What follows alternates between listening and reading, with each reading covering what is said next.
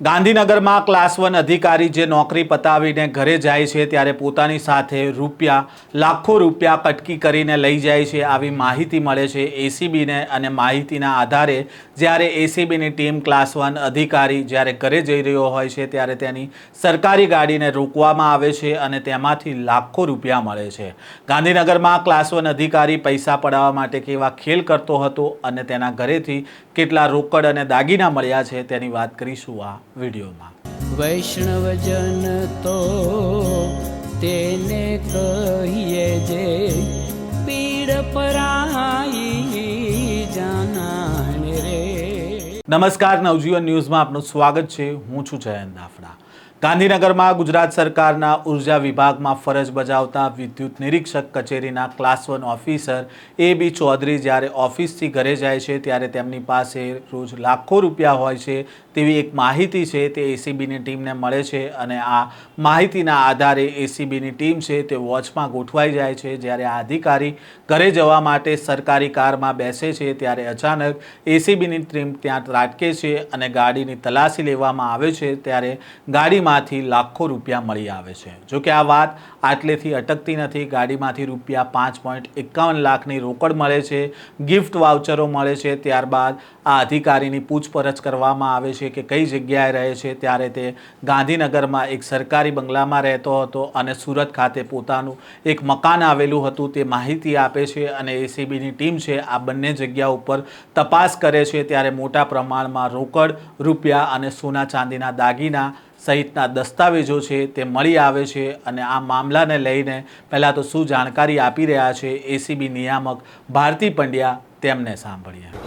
એસીબીના field 3ના PI છે PN Khokhra, તેઓને એક બાતમી મળેલ કે ગાંધીનગર ખાતે ઉદ્યોગ ભવન ની કચેરીમાં કામ કરતા મુખ્ય વિદ્યુત નિરીક્ષક છે અશ્વિનબી ચૌધરી, તેઓ જે સોલાર પ્રોજેક્ટ છે તેમાં સ્થળ તપાસ જરૂરી હોવા છતાં સ્થળ તપાસ નહીં કરી અને સ્થળ તપાસ કર્યા વિના એનઓસી ઇસ્યુ કરે છે અને તેમાં મોટા પ્રમાણમાં લાંચ મેળવે છે। આ અંગે બાતમી મળેલી હતી અને આ જે પૈસા છે તેઓ પોતાની સરકારી સ્વિફ્ટ ડિઝાયર ગાડી છે તેમાં રોજે ઘરે લઈ જાય છે તેવી બાતમી હકીકત મળેલી।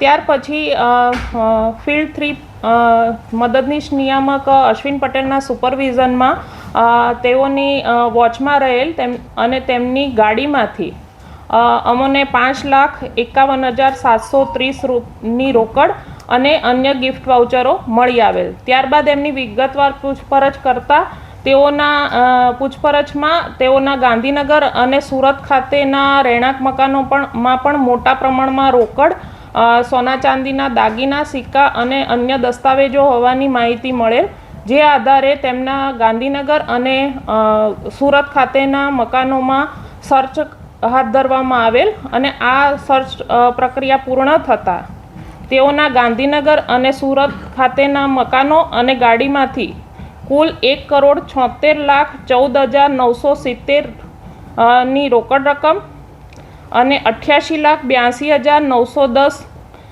ની અંદાજિત કિંમતના સોના ચાંદીની લગડીઓ, દાગીના અને સિક્કાઓ મળી આવેલ। આમ કુલ 2,64,97,880 રૂપિયાની મત્તા તેઓના ઘર અને તેઓની ગાડીની સર્ચ ઓપરેશન દરમિયાન મળી આવેલ છે। આ અંગેની જે તપાસ છે, એફઆઈઆર છે તે પીએન ખોખરાએ સરકાર પક્ષે ફરિયાદી બનીને નોંધાવેલ છે અને આગળની તપાસ છે તે ગાંધીનગરના પોઈન સુથાર છે તેઓ કરી રહેલ છે અને આ પ્રકારની કોઈપણ માહિતી કોઈપણ પ્રજાજનને મળી આવે તો તેઓને એસીબીનો સંપર્ક કરવા માટે જણાવવામાં આવે છે।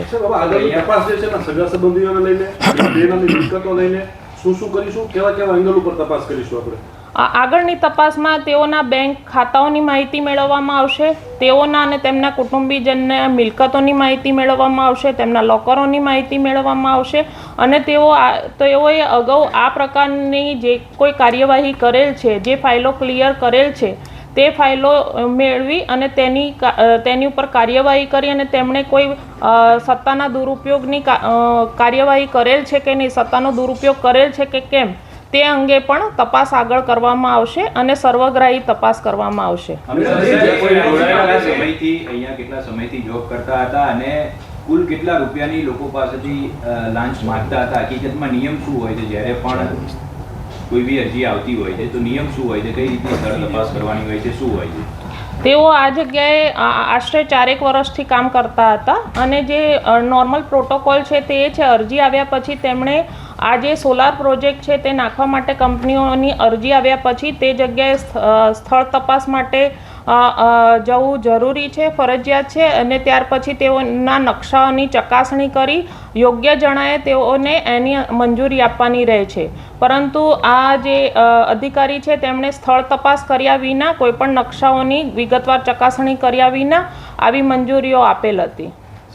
એનઓસી આપતા હતા એના માટે કોઈ એજન્ટ કે કોઈ માણસ રાખ્યો હતો કે કોઈ કંપની આવે પછી એમને મળે એવું કોઈ નેટવર્ક સામે આવ્યું છે? આ બાબતે પણ વિગતવાર તપાસ અમે હાથ ધરવાના છીએ કે કોઈ નીચેના અધિકારી કર્મચારીઓની કે કોઈ અન્ય ખાનગી વ્યક્તિઓની એમાં સંડોવણી છે કે કેમ તે બાબતે પણ તપાસ કરવામાં આવશે. અમારી પ્રાથમિક માહિતી મુજબ 100 થી વધારે ફાઇલો તેમણે છેલ્લા અઠવાડિયામાં ક્લિયર કરેલી છે, એટલે એ ફાઇલો અમારા સ્કોપ ઓફ વર્કમાં છે અત્યારે. કોઈ રૂપિયાની આમ ગણતરી મતલબ અંદાજ આવ્યો હોય કે એક ફાઇલ દીઠ આટલા રૂપિયા લીધા હોય એવું કંઈ? નહીં, એ વિગતવાર તપાસમાં આવરી લેવામાં આવશે. કંપનીઓ જે છે ક્યાંની છે, કેટલા પૈસા આપ્યા છે એ કઈ અત્યારે અંદાજે આવ્યો છે જેમણે એમને લાંચ આપી છે? આ વિગતવાર તપાસ અમે હાથ ધરેલ છે કારણ કે આ આખી જે સિસ્ટમ હતી તે ઓનલાઈન હોવાની માહિતી છે, એટલે ઓનલાઈન માહિતી મેળવવા માટેની કાર્યવાહી કરેલ છે. કોઈ રકમ એની નક્કી હતી કે એક ફાઇલ પાસ કરે એનઓસી માટેની તો આટલા રૂપિયા લેવા? નહીં, એ એમની કંપની અને જે અરજદાર આવે તેમની સાથેની એમની જે કોઈ પણ પ્રકારની ડીલ થાય એ પ્રમાણે હતું, કોઈ ફિક્સ્ડ અમાઉન્ટ નહોતી. મોડસ ઓપરેન્ડી શું હતી ખાસ? કેવી રીતે મોડસ ઓપરેન્ડી હતી અને પોલીસથી અને એસીબીથી બચવા માટે કેવી રીતે કાર્યવાહી કરતા કામ કરતા? તેઓ હમણાં મેં કહ્યું એમ જ કે તેમની પાસે જે કોઈ અરજી આવે એ અરજી ઉપર એમણે નિયત પ્રોટોકોલ પ્રમાણે અને એસઓપી પ્રમાણે કાર્યવાહી કરવાની રહેતી હતી, પરંતુ તે પોતે સ્થળ તપાસ કર્યા વિના અને એમને નકશા જે હતા એનો ડિટેલ અભ્યાસ કરીને સોલર જે સિસ્ટમ નાખવા માટે યોગ્ય છે કે કેમ એના જે પ્રોટોકોલ્સ હતા એ ફોલો કરવા મેન્ડેટરી હતા, તેમ છતાં પણ તેમણે વિગતવાર ચકાસણી કર્યા વગર તેઓએ મંજૂરી આપેલ છે. સાહેબ, આ જે ગાડીમાંથી 5.5 લાખ રૂપિયા મળ્યા છે તે કોની પાસેથી લીધા હતા? તે લાખના રૂપિયા કે અન્ય કોઈ રૂપિયા હતા? તો પ્રાથમિક તપાસમાં તેઓએ કબૂલેલું છે કે આ જે પૈસા છે તેમણે લાંચથી મેળવેલા છે. તે વિગતવાર અમારા ઇન્વેસ્ટિગેશનનો વિષય છે, એ પાછળથી તમને માહિતી આપવામાં આવશે. ફરિયાદના આધારે ગોઠવ્યું હતું? ડિકોય પ્રેમથી કઈ રીતનું હતું? બાતમીના આધારે અમે આ છટકું ગોઠવેલું હતું, સર્ચ કરેલું છે. તેમની ઓફિસમાં જે આ કાર્યવાહી કરતા હતા. પૈસા ક્યાં લેતા હતા? પૈસાની રકમ જે છે એ નહીં, અત્યાર સુધીની તપાસમાં એમને જે અમને ઓપરેશન દરમિયાન જુદા જુદા કવરોમાં આ પૈસા મળી આવેલા છે, એટલે હાલ સુધીની તપાસમાં અમને એમની દ્વારા સીધા લીધેલ હોવાની માહિતી છે, પણ હમણાં જ મેં કહ્યું એમ કે એમાં નીચેના સ્ટાફની શું સંડોવણી છે, કોઈ પ્રાઇવેટ વ્યક્તિ સંકળાયેલા છે કે નહીં તે બાબતે વિગતવાર તપાસ કરવામાં આવશે.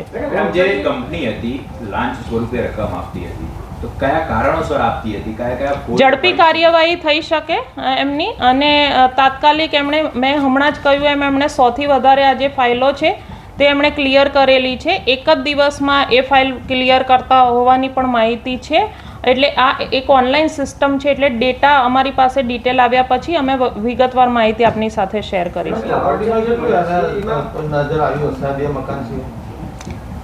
અમે એક જ દિવસમાં આ ગુનો દાખલ કરેલો છે, એટલે પ્રોપર્ટી વિશેની માહિતી મેળવ્યા પછી વિગતવાર તપાસ કરવામાં આવશે. પ્રોપર્ટી એમની મળી આવશે તો એ અંગે પણ જે અમારો ગુનો દાખલ કરેલો છે એમાં કાર્યવાહી કરવામાં આવશે. વાઉચર એટલે કોઈ કંપનીના ગિફ્ટ વાઉચર્સ છે. સર, મિલકત થઈ અને 2 કરોડ થાય કે મકાનની કિંમત અલગ ગણી? નહીં, મકાનની કિંમત નથી. આ એમને ઘરેથી મળેલી હાર્ડ કેશ અને સોના ચાંદીના સિક્કા અને દાગીનાની જ કિંમત છે.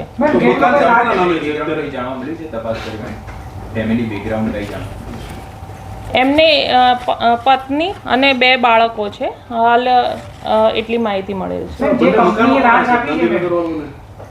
સુરતમાં મકાન છે કોના છે એના પોતાના નામના છે કે ખબર પડી ગાંધીનગરનું છે તે સર્વન્ટ એમનું પોતાનું ગવર્મેન્ટ ક્વાર્ટર છે અને જે સુરત ખાતેનું છે એમનું મકાન છે. જે કંપનીએ લાંચ આપી છે એની સામે બી એક્શન લેવું. હા. અધિકારી અશ્વિન ચૌધરી આ જગ્યાએ આશરે 4 વર્ષથી કામ કરતો હતો. આરોપી અધિકારી છે તેની પત્ની અને 2 બાળકો સાથે પરિવારમાં રહે છે, જેમની પાસે ગાંધીનગરમાં સરકારી આવાસ અને સુરતમાં પોતાનું મકાન હોવાની વિગત મળી હતી. હાલમાં એસીબી દ્વારા તેમના ઘરેથી રોકડ, કેશ, સોના ચાંદીના દાગીના તેમજ અન્ય મિલકતો અંગે જે દસ્તાવેજો મળ્યા છે તેને લઈને કાર્યવાહી હાથ ધરવામાં આવી છે. આ અંગે PN ખોખરાએ સરકારી પક્ષે ફરિયાદી બન્યા છે અને FIR નોંધાવી છે. અને આ જે અધિકારી છે તે સોલાર પ્રોજેક્ટમાં સ્થળ તપાસ નહીં કરી અને સ્થળ તપાસ કર્યા વિના જ NOC ઇસ્યુ કરતો હોવાનું સામે આવ્યું છે અને તેમાં મોટા પ્રમાણમાં લાંચ મેળવતો હતો. આ અધિકારી છેલ્લા 1 અઠવાડિયામાં 100 જેટલી ફાઇલો છે તે ક્લિયર કરી છે અને હવે આ ફાઇલો ક્લિયર કરવા માટે કેટલા રૂપિયા તેણે ઘર ભેગા કર્યા હતા તે દિશામાં હવે ACBએ તપાસ શરૂ કરી છે. આ પ્રકારના સમાચાર અહેવાલ સાથે ફરી મળીશું. નવજીવન ન્યૂઝ સાથે જોડાયેલા રહેજો.